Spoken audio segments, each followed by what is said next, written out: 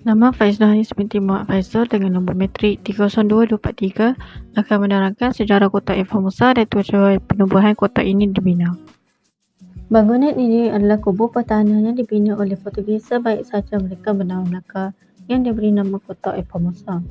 Sejarah menunjukkan sebelum kejatuhan Melaka pada tahun 1511, terdapat 18 buah kapal angkatan diraja Portugis tiba di Melaka. Ketika mereka berada di Melaka, mereka telah melakukan kekacauan seperti mengganggu gadis-gadis tempatan serta melakukan jenayah. Perkara ini mengakibatkan Sultan Melaka murka dan baginda memerintahkan untuk mengusir warga Portugis. Hal ini telah menjadi punca angkatan Portugis diserang dan anak-anak kapalnya ditahan.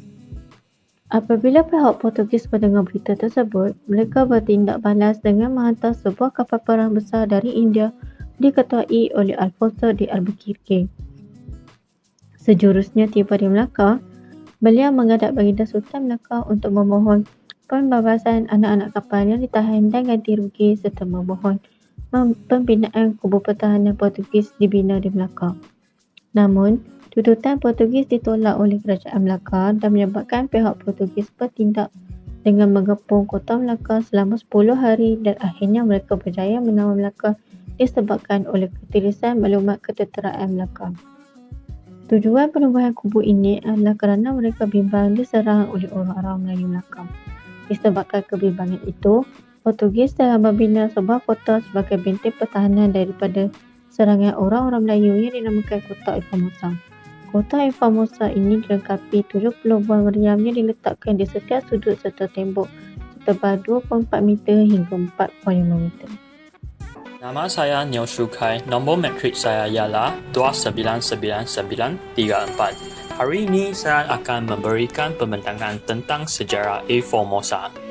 Formosa adalah salah satu sisa-sisa sejarah yang penting dan menjadikan mercun tanda bersejarah di Melaka. Formosa dibina oleh tentera Portugis di bawah pemimpin Alfonso de Albuquerque. Selepas mereka memalaki Melaka pada tahun 1511, binaan benteng ini bermula pada tahun 1512 dan mengambil masa beberapa tahun untuk disiapkan. Formosa ini dibina sebagai salah satu usaha untuk mengkawal perdagangan di kawasan tersebut dan melindungi Melaka daripada ancaman musuh. Benteng ini menjadikan mercun tanda kekuasaan Portugis di Melaka. Pada tahun 1641, Belanda memalaki Melaka dan menguasai Formosa. Walaupun benteng ini diubah suai oleh Belanda, namun sebahagian besar struktur asal Portugis masih dapat dikenal.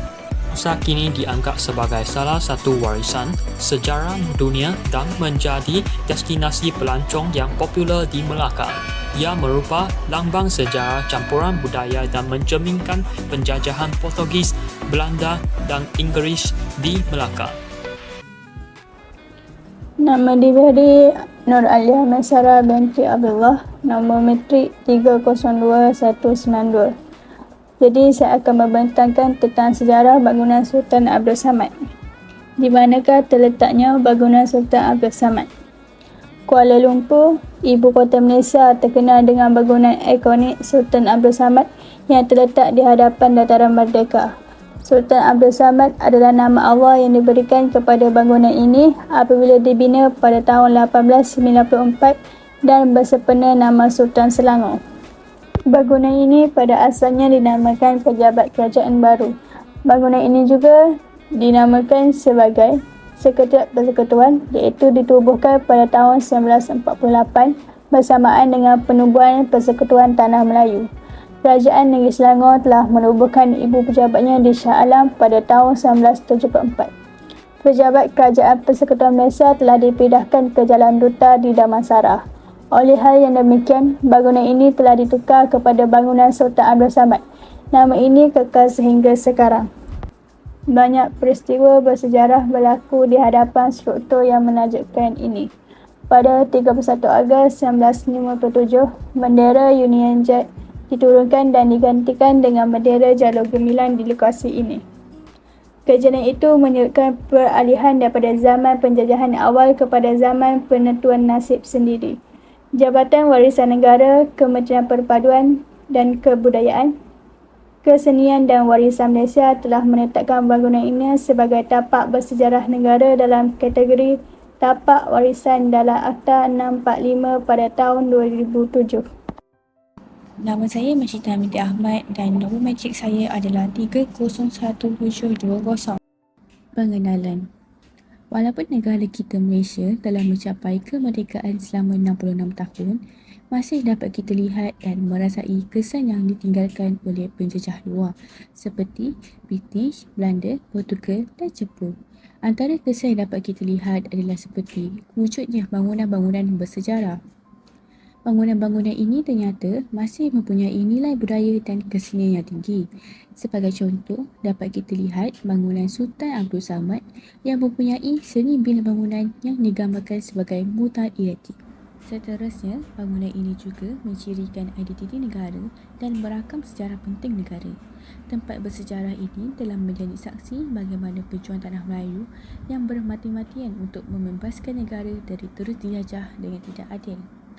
Oleh itu, setiap rakyat Malaysia haruslah mengambil peluang untuk mendalami dan menghayati bangunan-bangunan sejarah seperti bangunan Sultan Abdul Samad dan Eva Musa agar dapat membentuk semangat cinta akan negara yang mendalam, sensitif terhadap pembangunan sejarah negara dan menjadikannya sebagai teladan agar sejarah lama tidak berulang kembali.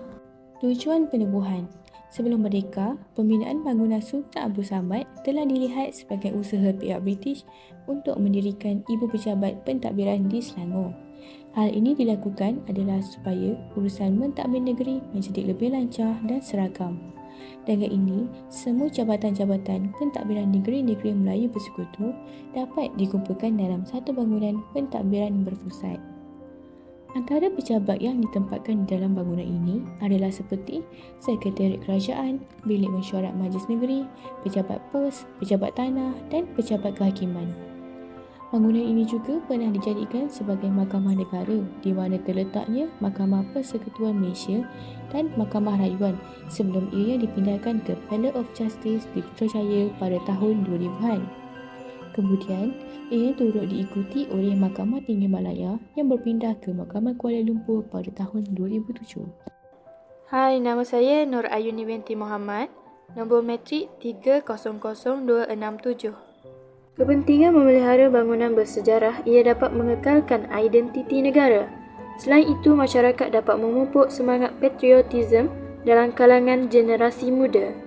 Walaupun sebahagian bangunan lama hanya menunjukkan peristiwa hitam, akan tetapi jika kita menghargai sejarah, di sebalik bangunan itu dapat mengambil pengajaran daripada peristiwa hitam yang telah berlaku. Kita akan lebih maju ke hadapan tanpa mengulangi kesilapan yang telah berlaku. Sebagai contoh, Kota Formosa di Melaka iaitu kubu kuat tentera Portugis yang dibina setelah menawan Melaka.